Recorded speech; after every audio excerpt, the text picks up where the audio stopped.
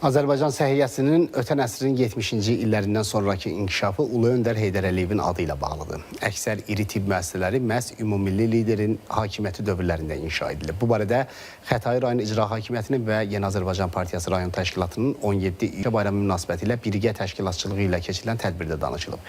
Qeyd olunub ki, Prezident İlham Əliyevin uğurlu siyasəti, gərgin zəhməti sayəsində ölkəmizdə müasir tələblərə uyğun səhiyyə sistemi formalaşıb. Birinci vitse-prezident Mehriban Əliyeva da daim əhalinin sağlamlığının qorunmasına qayğı göstərir. Görülən işlərin uğurlu nəticəsidir ki, bugün sağlamlıq göstəricilərinə görə ölkəmizin beynəlxalq arenada mövqeyi möhkəmlənməkdədir. Səhiyyə sahəsində həyata keçirilən məqsədyönlü islahatlar Ümumdünya Səhiyyə Təşkilatı və digər beynəlxalq qurumlar tərəfindən müsbət qiymətləndirilib. Sonda bir qrup səhiyyə işçisinə diplom və hədiyyə təqdim edilib.